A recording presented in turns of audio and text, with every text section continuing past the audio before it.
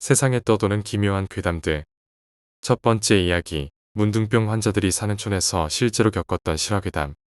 너희들은 문둥이라는 말을 들어봤니? 한국 전쟁이 끝나고 나라가 어지러웠던 시절. 모든 사람들이 살기 어려웠고 또 사회가 혼란했던 시기였지. 그때 내가 살던 마을에서 있었던 일인데, 마을은 산들로 둘러싸여 있는 정말 깡촌이었어. 그곳을 걸어서 1시간 정도 벗어나면 문둥병 환자들이 사는 촌이 있었지.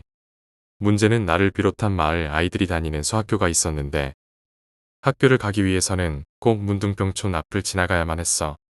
그 마을 입구에서 10여 분 떨어진 곳에 길이 나 있어. 문둥병 마을에 들어갈 일은 없었지만 길을 지날 땐 항상 꺼림칙하고 오싹했지.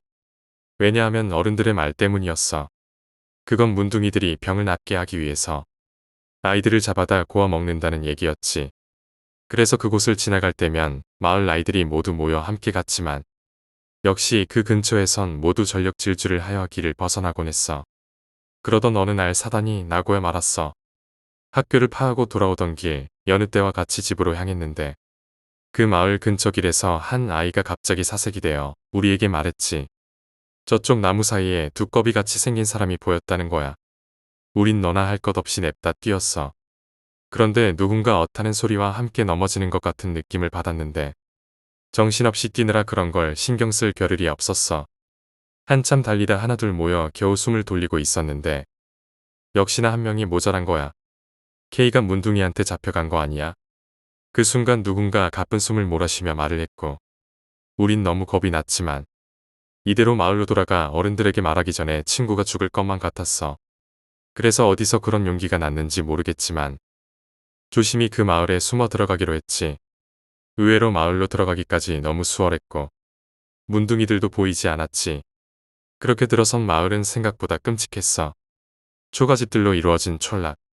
군데군데 피고름이 묻은 천들이 여기저기 흩어져 있었으며 비릿하고 역겨운 냄새가 진동했지.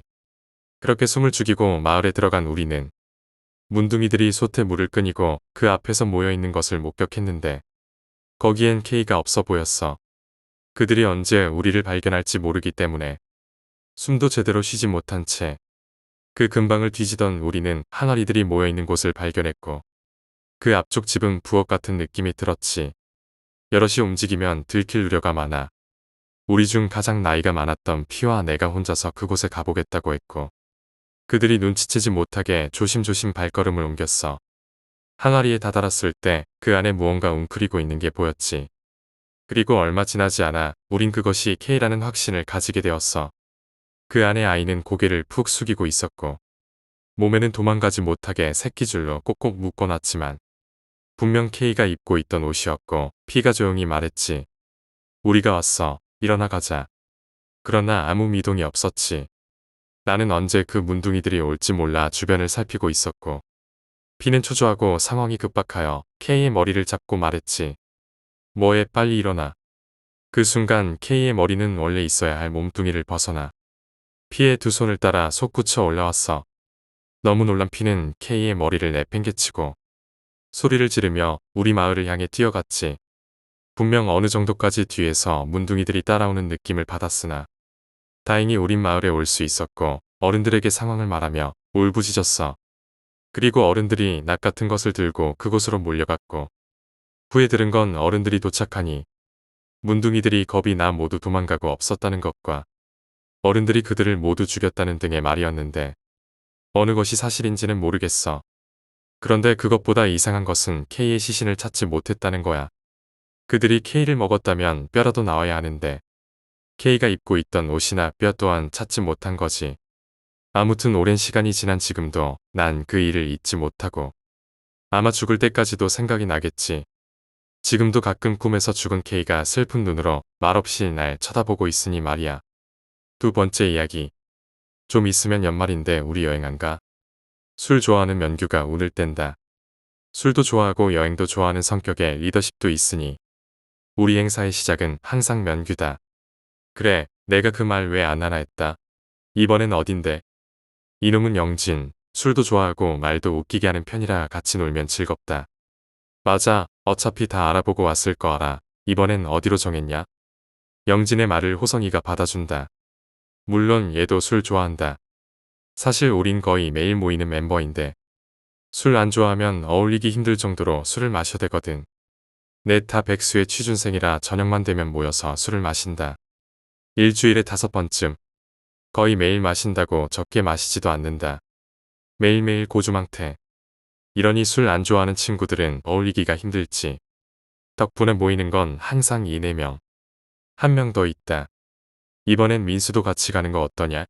시간 맞으면. 민수, 이놈도 술 참 좋아하고 잘 어울렸는데 취직이 되면서 다른 지역에 산다. 이번 기회에 다시 5명이 모여노는 것도 재밌을 것 같아. 내가 말을 꺼내본다. 선규 저놈 오랜만에 굿 아이디어 냈다. 내가 지금 연락해본다. 반응들을 보니 민수 시간만 맞으면 이번 여행은 5명이겠다.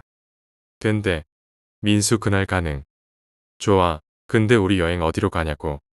영진이가 다시 여행지를 물어본다. 그래. 아무래도 더 취하기 전에 여행지는 들어야지. 안 그러면 필름 나가서 내일 또 물어봐야 한다. 맞아. 캡틴송 브리핑 시작해. 아니 너희들은 가고 싶은 곳 없어? 어이없다는 듯 면규가 물어본다. 항상 너 가자는 곳으로 다녀왔잖아. 뭐 어딜 가든 고기 굽고 술 먹기밖에 더 하냐 우리가. 내가 되려 어이없다는 듯 면규에게 말하자 면규가 웃으며 말한다. 그래 어딜 가든 고기랑 술이니까. 그래서 생각해봤는데 그냥 가까운 펜션 잡고 놀자. 로드뷰로 보니까 근처에 흉가도 있더구먼. 술 마시고 콜. 싫을 리가 없지. 정말 어딜 가든 술과 고기만 있으면 되고 흉가까지 있다니. 얼마 전부터 우리 4명은 술만 마시는 게 질려서 술 마시다 근처 흉가나 폐교 놀러가는 게 또 다른 낙이었으니 전원동의에 펜션 잡고 장도 보고 출발까지 일사천리였다. 막상 도착한 펜션은 상당히 외진 곳에 있었다. 옆에는 기숙 학원도 있고 이런 곳에서 장사가 되나? 같은 생각인지 호성이가 질문 같은 혼잣말을 한다. 뭐 우리야 술만 마시면 되고 싸니까. 펜션 알아본 면규가 기분 나쁠까 적당히 답해준다. 이제 4시인데 바비큐 6시 맞지? 이제 뭐하냐? 뭘 뭐하냐? 오랜만에 우리 5명 모여서 뭐 할 것 같아? 그래 4시부터 달려. 오늘 죽지 뭐. 그렇게 4시부터 시작된 미친 술판. 바비큐를 거쳐 8시쯤 되니 다들 얼큰하게 취해 있다. 겨울이라 그런지 8시인데 깜깜하다. 산속이라 그런 거 아니야? 여기 흉가 어딨어? 우리 흉가 가자. 영진이 놈이다. 자칭 귀신이 보인다느니 느껴진다느니 하는데 워낙 거짓말도 많이 하고 흉가 가기 시작했을 무렵 술 마시고 몇 번 말한 거라 아무도 믿는 놈은 없는 눈치다. 게다가 귀신 보인다는 놈이 폐교나 흉가 가는 걸 제일 좋아한다. 진짜 가려고? 귀신 엄청 무서워해서 사실 우리끼리 흉가 가는 것도 거의 반은 면규 놀리러 가는 거나 마찬가지다. 당연하지 가자 가자. 다들 신나서 동의한다. 한참을 산길을 따라 걷고 있는데 20분이 넘어도 흉가는 보이지 않는다. 10분이면 간다며 왜 안 나와? 이상하다. 차 타고 5분이면 간다고 했는데 차 타고 5분 이 미친놈아 그럼 걸어서 30분은 걸리잖아. 그래도 반 넘게 온 것 같은데 한번 가보자. 술 기운에 떠들썩하게 걷다가 흉가가 보이니 모두 조용해진다. 2층 집인데 창문이 다 깨져 있다. 분위기 장난 아닌데. 지금까지야 흉가라 해봐야 주변에 민가도 있고 거미줄 몇 개 쳐져 있는 집이었는데 눈앞에 보이는 흉가는 장난이 아니다. 금방이라도 뭔가 튀어나올 것 같아. 가까이 가보니 들어가지 말라고 끈으로 대문을 막아놨다. 여긴 위험할 것 같은데. 영진이가 슬슬 분위기를 잡는다. 뭐 저놈은 어딜 가든 비슷한 소리를 한다. 아마 목표는 면규 겁주기. 내가 좀 맞춰줘야겠다. 그렇긴 한데 그래도 이왕 온 거 들어가만 볼까? 너네 진짜 들어가게. 나는 그냥 밖에서 기다릴게 너네 다녀와. 아무래도 면규가 이번엔 크게 겁먹은 것 같은데. 같이 들어가면 놀리는 맛이 있을 것 같다. 공포영화 안 보냐? 원래 혼자 있는 놈이 표적 1순위야 임마. 호성이의 마법의 주문으로 우리 5은 끈을 치우고 흉가 안으로 들어간다. 끈을 치우고 들어오니 담벼락 안쪽에 있는데도 더 추운 느낌이다. 담벼락의 돌에서 냉기가 나오는 느낌. 영진이가 롱패딩 지퍼를 끝까지 올리는 게 보인다. 나만 추운 게 아니라는 생각에 안도감보다는 무서운 생각이 든다. 귀신 안 믿는 내가 무서운 생각이 들 정도인데 애들은 어떻겠어 하며 위로하며 면규를 보니 그 큰 덩치로 호성이 팔에 딱 붙어 있다. 그 모습이 웃길 법한데 아무도 웃지 않는다. 평소 흉가에서 웃고 떠들면서 돌아다니던 모습과는 많이 다르다. 그만큼 여기 분위기가 무섭긴 하지만 돌아갈까? 그래도 30분 걸은 게 아까워서 물어본다. 여기까지 와서 왜 돌아가? 민수가 겁먹지 않은 척해보며 앞장선다. 안 될 것 같은데. 영진이의 혼잣말이 신경 쓰이지만 다들 민수를 따라간다. 문 잠겨 있어. 민수가 문고리를 돌려보며 말하자 호성이가 받아친다. 창문으로 들어가 보자. 지는 걸 싫어해서 그런지 호성이가 더 용기를 내는 것 같다. 여기서 돌아가자고 하면 10년짜리 놀림감이라는 생각이 들어 동의한다. 표정들을 보니 다들 같은 생각으로 동의하는 것 같다. 그러지 말고 한 명이 넘어가서 문을 열자. 창문은 유리 파편 때문에 다치는 놈 나올 것 같은데. 운동신경이 안 좋은 영진이가 제안한다. 아마 다치는 놈이 자기가 될까 봐겠지. 근데 확실히 창문을 보니 취한 놈 5 넘어가면 한두 명은 다치게 생겼다. 민수야 내가 담 제일 잘 넘잖아 희생해라. 맞아 우리 절대 도망 안 치게 한 번만 넘어주라. 역시 이럴 땐 다수결이야. 민수가 창문을 넘기로 하고 호성이 양말을 벗어 창문 바닥에 깔았다. 내 양말 버렸다. 가서 문만 열어주라. 도망가지 말고 기다려라. 따가워. 뭐야 왜 그래? 창틀 옆에도 유리 조각이 좀 있네. 뭐야 많이 다쳤어 보자. 아니 살짝 긁힌 것 같은데 일단 문 열어줄게. 민수가 들어가고 자세히 보니 창틀 옆에도 유리 조각이 조금씩 붙어 있었다. 어두워서 안 보였네. 많이 다쳤으려나? 누구 휴지나 수건 가져온 사람 있냐? 민수 상처에 좀 대고 있게.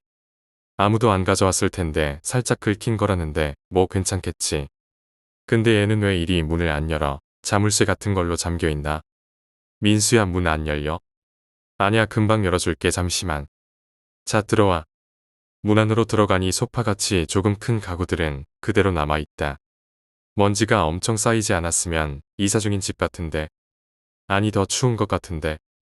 영진이가 팔을 감싸 안으며 말한다. 그러고 보니 밖에보다 아니 훨씬 추운 느낌인데. 창문이 깨졌다고 해도 더 추울 수가 있나? 바람도 안 부는데 차가운 쇠처럼 집이 냉기를 품고 있는 것 같았다. 생각보다 멀쩡한데. 그러게 밖이 더 무섭게 생겼다. 난 밖도 그저 그랬는데. 아까까지 다 굳어 있었으면서 막상 들어오고 보니 다들 허세를 부린다. 2층도 올라가 볼까? 민수가 또 용기를 낸다. 솔직히 그만두고 싶은데 돌아갈 분위기가 아니다. 여기 계단 있다. 가보자. 돌아보니 영진이 표정이 안 좋다. 면규는 이미 울상이다. 나도 속으로 한숨을 쉬며 올라간다. 2층으로 올라가는데 대문에서처럼 끈으로 못 올라가게 막혀 있다. 끈이라니 너무 허술하다. 겨우 이런 끈 하나로 올라가지 말라는 건지.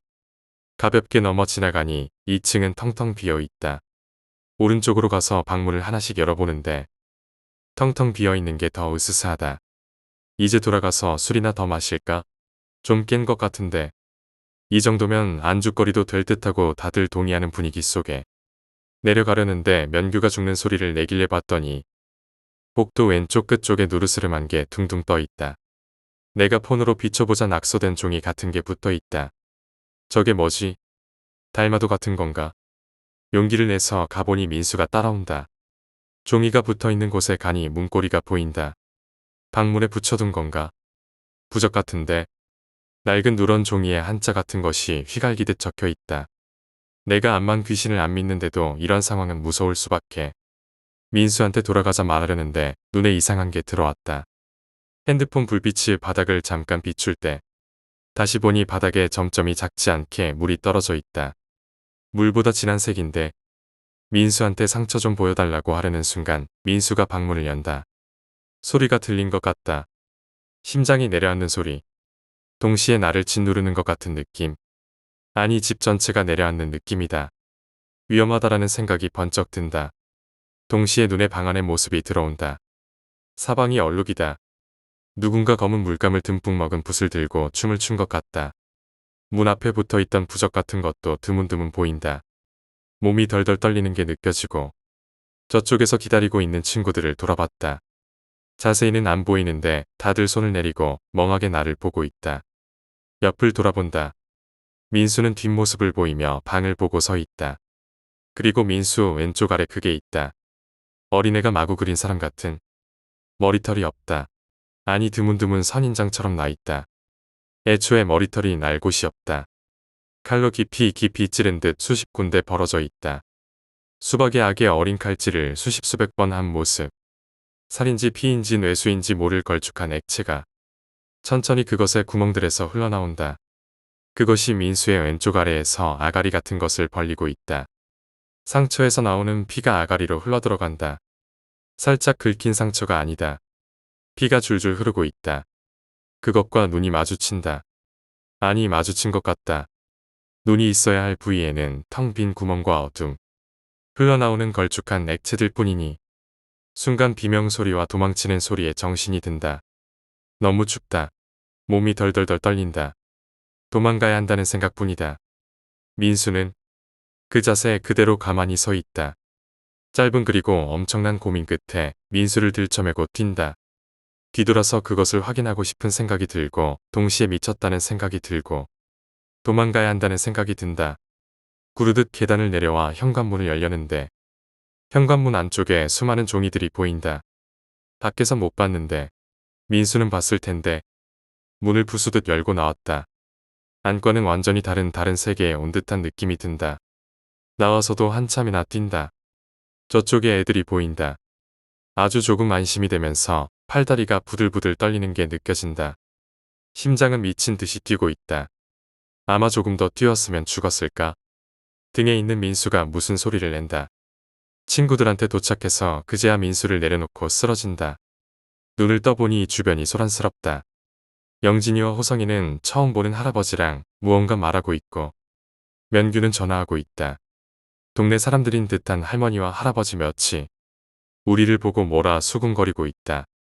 어떻게 된 거야? 민수는 할아버지와 대화를 끝내고 오는 영진이에게 묻는다. 선규야 너 괜찮아? 민수는 구급차가 와서 데려갔어. 우리도 일단 면규 부모님이 오시기로 했으니까 내려가자. 짐은 우리가 다 챙겨놨어. 민수는 어떻게 된 거야? 저분들은 누구고? 영진의 말은 이랬다. 자기가 귀신을 본다는 말은 거짓말이었다. 하나 귀신을 느낀다는 말은 아주 거짓은 아니었다. 주변에 가까이 다가오면 기분이 나빠지거나 피부에 무언가가 휘감는 느낌을 느끼는 정도. 영진은 처음 집을 볼 때부터 기분이 나빠졌다고 한다. 누가 죽일 듯이 쳐다보는 느낌.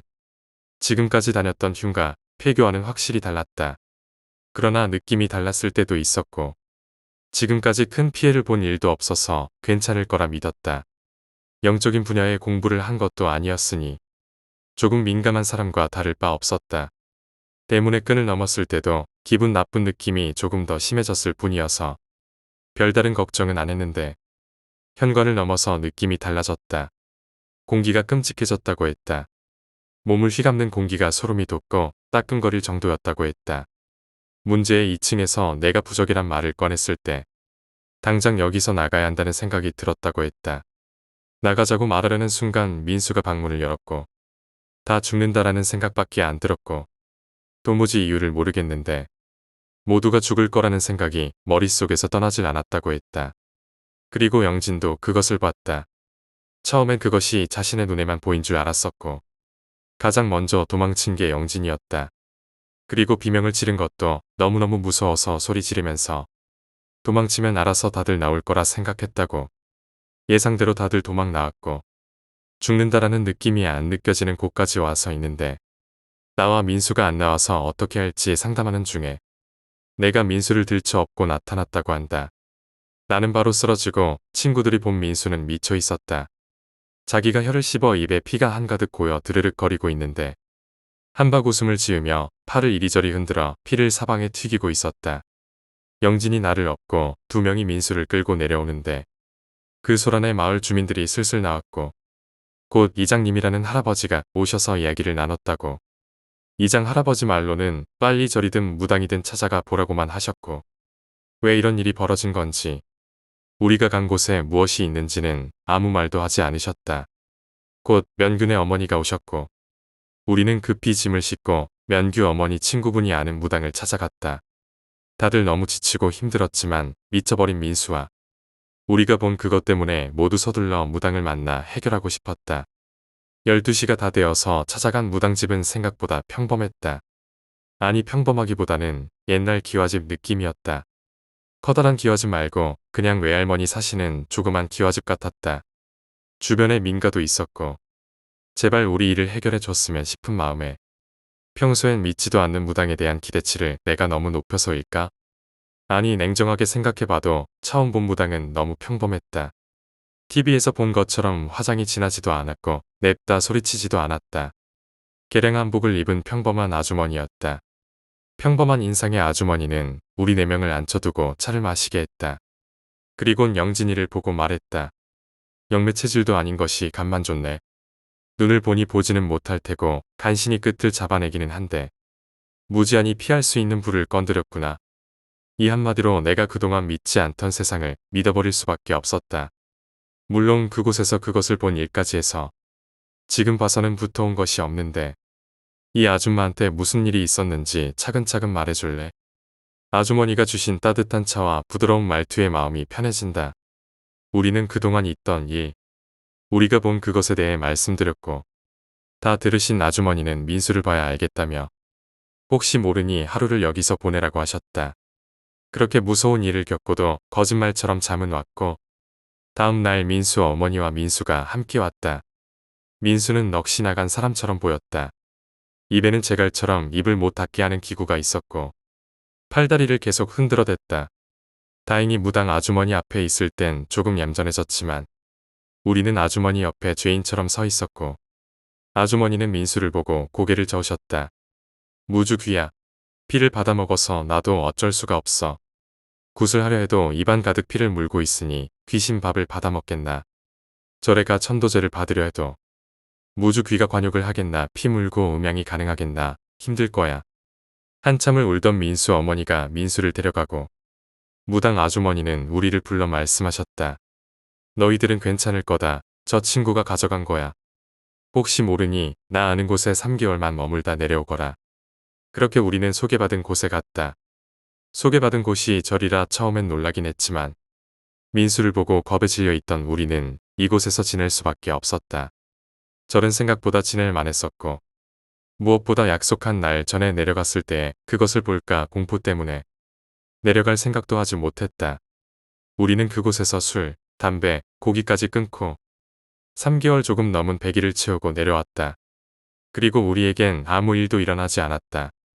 공포는 많이 희석됐지만 적지 않은 시간이 지난 지금까지도 공포는 남아있다. 4명 다 취직한 지금에도 우리는 가끔 모여 술자리를 가진다. 물론 흉가나 폐교에 가는 취미도 사라졌다. 민수 이야기도 하지 않는다. 우리가 절에서 생활하는 동안 민수는 스스로 목숨을 끊었다. 칼로 수십 번 자기 몸을 찔렀다고 한다. 이 이야기를 듣고도 당신은 흉가에 갈 건가? 3번째 이야기.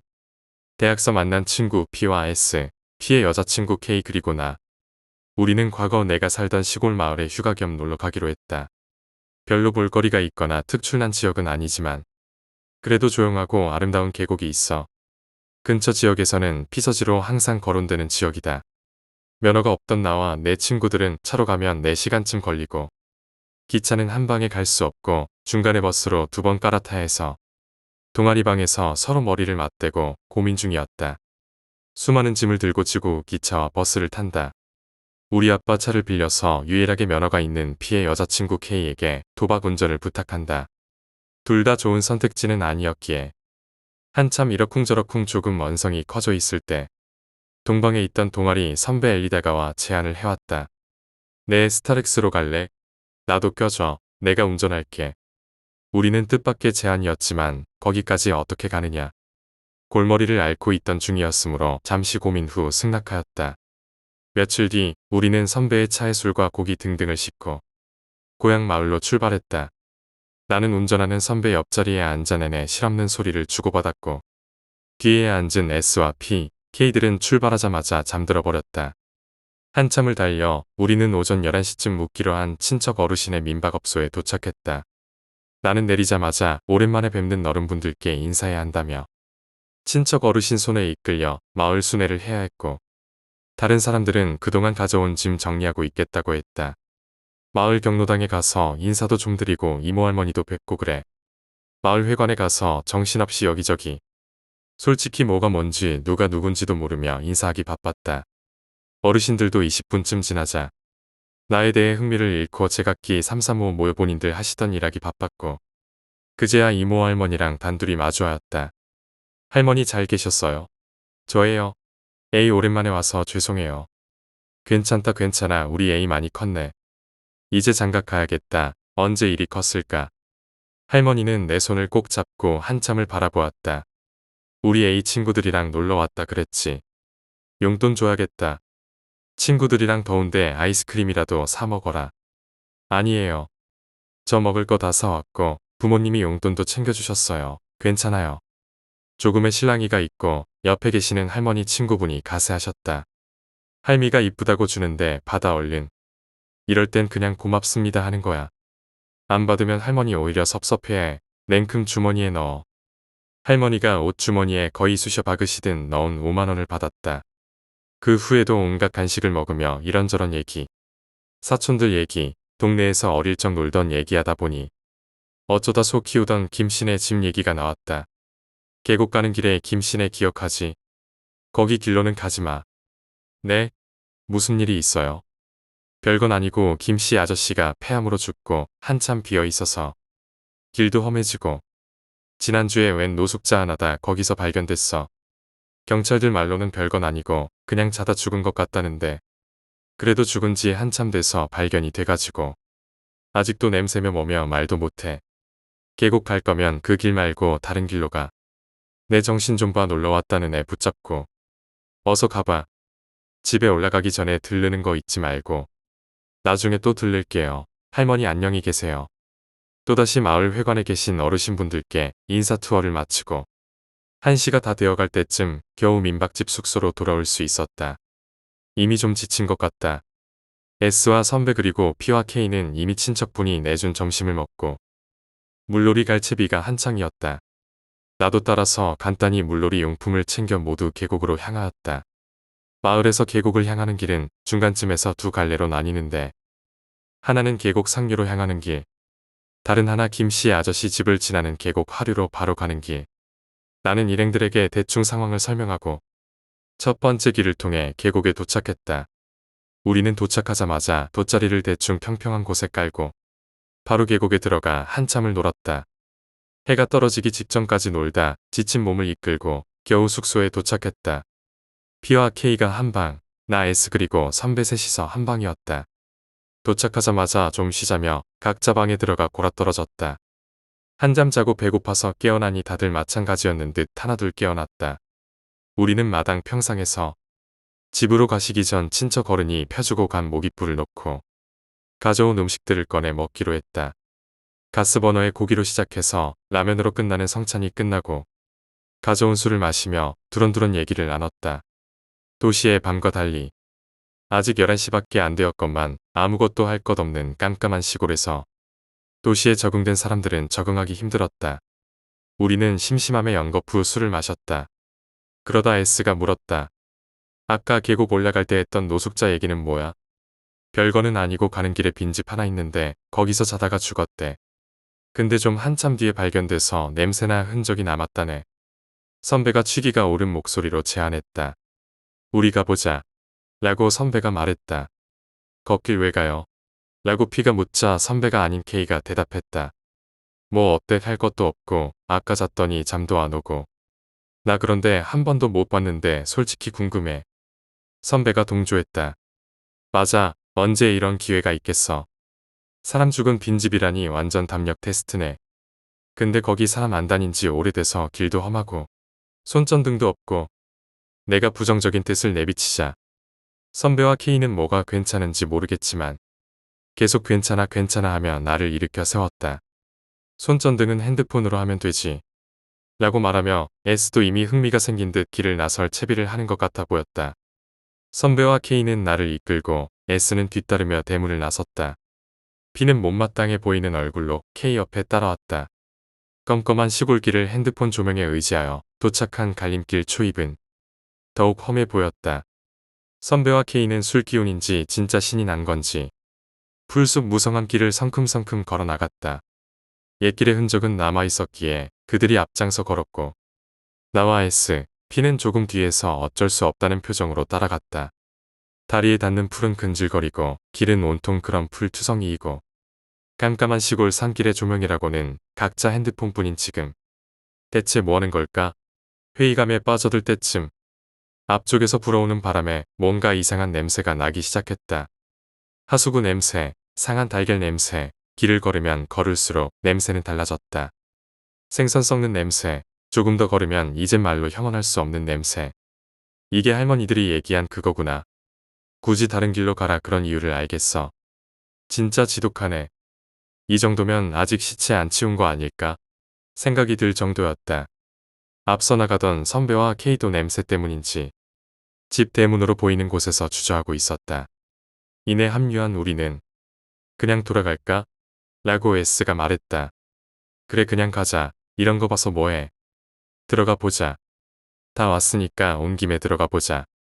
난 그냥 여기 문 앞에 있을게. 가고 싶은 사람만 다녀와. 같이 안 가. 원래 공포영화에선 혼자 남으면 안 되는 거 알지? 선배는 먼저 대문 안으로 들어섰고 그 뒤를 S와 K가 뒤따르고 P와 나는 서로 마주보고 어쩔 수 없다는 표정을 지으며 들어섰다. 마당은 상당히 평범했다. 어릴 적 한두 번 보았던 그 집 그대로. 하지만 잡동사니가 늘고 방치되어 허물어진 곳이 몇 군데 있었을 뿐. 거기가 어디야? 그 흔적이 있다는 곳. 저 집 문 열면 바로 있대요. 선배는 바로 직진하여 문을 열어젖히고 쏙 들어갔다. 그 뒤 카메라 플래시 터지는 소리와 빛이 문 너머로 보였다. K가 약간 주저하다 따라 들어가서 사진 찍는 소리가 늘었다. 이내 S가 들어가고 P와 나는 그저 집 문 밖에서 보이는 거실을 보았다. 거실 한중간에는 플래시가 터질 때마다 큰 타원형의 검은 자국이 선명했고 냄새는 밖에서 맡던 것은 비할 수 없을 정도로 강력해서 머리가 띵했다. 기분이 나빠져 왔다. 사람이 죽으면 이렇게 되는구나 싶어서. 그에 비해 K와 선배는 집 이곳저곳을 사진 찍고 탐험하러 분주히 오갔다. S는 들어간 입구에서 머지않은 거실 구석에서 주인 아저씨 사진을 힐끗 보고 중앙의 검은 타원형을 한참 바라보았다. P는 중간에 대문으로 나가버렸고 나도 이제 더 이상 이 냄새를 맡기 싫어서 모두를 불렀다. 이제 숙소로 돌아가요. 볼 거 다 봤잖아요. 라고 내가 말하자 S와 K가 말없이 나를 따라 나섰고 선배는 마지막으로 사진 하나만 더 찍는다며 조금 뒤에 따라 나왔다. 숙소로 향하는 길에 우리는 아무 말도 없었다. 나는 그저 사람의 죽음이란 무엇일까? 어린 시절 할머니 따라가 보았던 김씨 아저씨네의 활기차던 옛 모습을 떠올리고 있었다. 숙소에 도착하여 각자의 방에 들어갔고 우리는 별다른 말 없이 각자 씻고 각자 핸드폰을 하고 각자 TV를 보기도 하고 남아있던 맥주를 마시기도 하며 시간을 보냈다. 선배는 아까 자기가 찍은 사진을 보고 있었고 P는 그저 맥주를 더 들이켰고 K는 멍하니 TV를 바라보았고 S는 또 다른 친구와 통화를 하고 나는 씻고 누워 아까 하던 삶이란 무엇일까란 다 법는 질문을 되뇌고 있었다. 이내 모두 잠이 들고 평소 설정해놓은 8시 아침 알람이 울려 잠에서 깨었다. 해는 이미 밝았고 어젯밤 기억은 뭔가 꿈 같기만 한 느낌이 들어 묘한 기분으로 일어났다.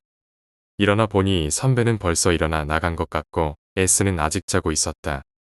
선배는 벌써 씻나?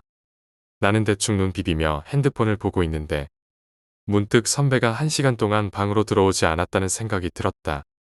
똥이라도 싸나? 아님 동네 구경 갔나? 일어나 마당 욕실 부엌을 봐도 없기에 선배에게 전화했다. 전화는 가지만 받지 않는다. 동네 구경 갔겠지 싶지만 아침도 먹을 겸 아이들을 깨워 상황을 전했다. 아침 먹어야 하는데 선배가 동네 구경 간 것 같아. 근데 전화를 안 받네. 어쩌지? 이렇게 내가 말하자 친구들이 그냥 우리끼리 차려서 먼저 먹고 있으면 그 사이에 오지 않을까? 그래 차리는 사이에 오겠지 뭐. 이것저것 씻는 재료로 만드는 사이 친척 어른이 도착하셨다. 어제 즐겁게 놀았던 모양이야. 밤늦게까지 놀길래 안 깨우러 왔는데 밥 먹고 싶으면 얘기를 하지. 차려줬을 건데 뭐 필요한 거 없어? 아니에요. 다 만들었어요. 워낙 저희가 먹을 걸 많이 싸와서. 근데 오는 길에 엘 선배 못 보셨어요? 나갔는데 아직 안 오네요. 그래. 나 오는 길에는 못 봤는데. 일단 먹고 있어. 이따 그 친구 오면 내가 차려줄게. 밥 다 식겠다. 나는 집에 가 있을 테니 더 필요한 거 있으면 말해. 그러나 기대와는 달리 간단히 아침을 먹고 난 뒤에도 올 기미가 보이지 않는 선배가 걱정되기 시작했다. 길이라도 잃은 거 아냐? 마을이 작아서 그럴 일은 적을 텐데. 우리는 각자의 휴대폰으로 선배에게 돌아가며 전화를 하고 마을길을 함께 뒤지고 다녔지만 선배를 찾을 수 없었다. 혹시나 싶어 어제 갔던 계곡, 폐가 모두 살펴봤지만 흔적도 없었다. 선배의 차는 아직 마을 어귀에 그대로 있었다. 어디로 간 거지?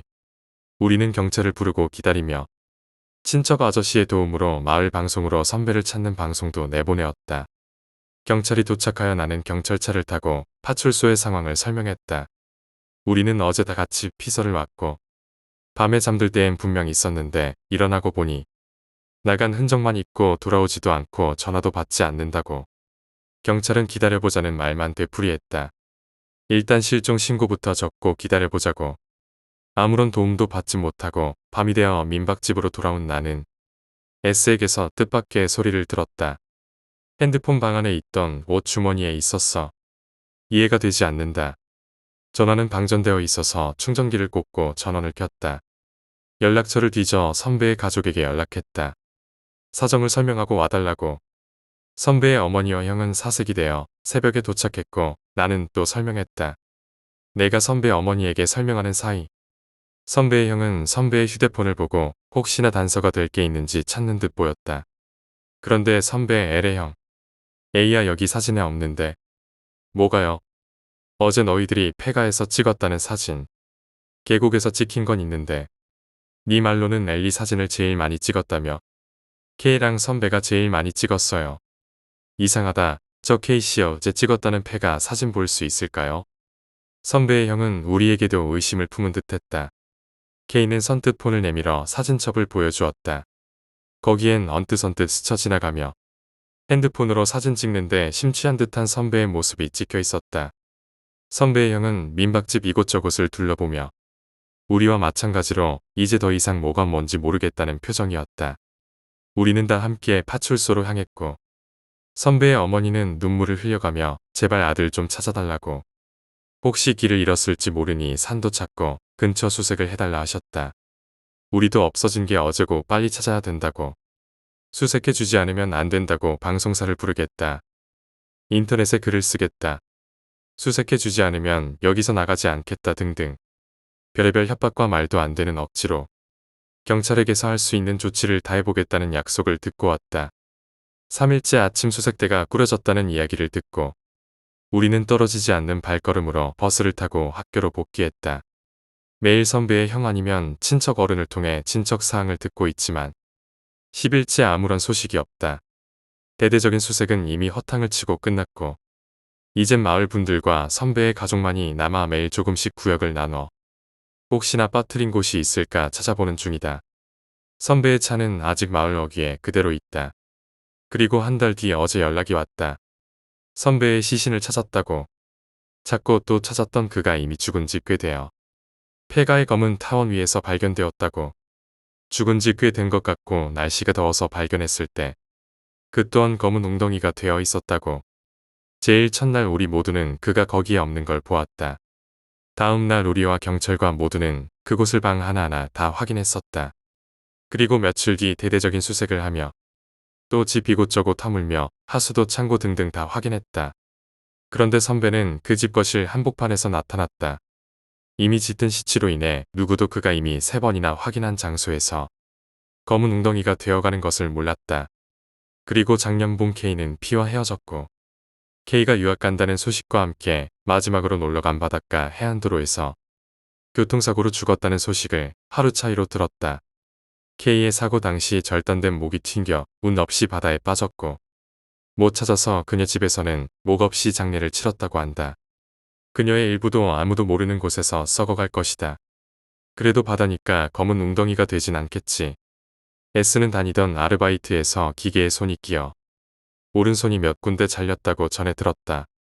그리고 엄지는 공장을 샅샅이 뒤졌지만 못 찾아서 결국 오른손 엄지 없이 봉합 수술을 했고 평생 갈 장애가 남았다고 한다. 그의 손가락 하나도 어디선가 홀로 썩어가겠지. 그것은 검은 웅덩이일까 아닐까. 비는 자기 방 밖으로 나가지 않는다고 전해 들었다. 부모님조차 얼굴을 못 본 지 꽤 되었고 그저 새벽에 먹을 것이 조금씩 사라지는 것으로 생사를 확인하고 있고 요 며칠은 먹는 게 시원찮아 부모가 문을 따고 들어가려고 한다고. 얼마 전부터 나는 병동에 있다. 병명은 우울증인가? 모르겠다. 의사가 내가 너무 생각이 많다고 말했다. 나는 생각이 많지 않은데 그저 검은 웅덩이 그 모습 그 냄새가 떠오를 뿐. 언제쯤 나는 검은 웅덩이가 될까? 며칠 전부터는 그 검은 웅덩이에 웅크린 선배가 보인다. 선배는 하얗게 변하기도 하고 파랗게 변하기도 하고 종국엔 점점 검게 되어 녹아내린다. 선배가 검은 웅덩이가 되어가는 것이다. 그 검은 웅덩이는 왜 어디에서 시작되었을까? 폐암으로 죽은 김씨 아저씨? 아니면 빈집에서 홀로 죽은 이름 모를 노숙자? 아니면 그저 우리가 그곳에 갔기 때문에. 아마도 그곳을 제일 처음 발견한 마을 노인은 아무 일 없었다. 그곳에 수차례 들락거렸을. 경찰도 심지어 검은 웅덩이를 만졌을 검시관도 다들 멀쩡했다. 왜 선배는 검은 웅덩이가 되었을까? 차례로 우리는 모두 검은 웅덩이에 빠지고 있다.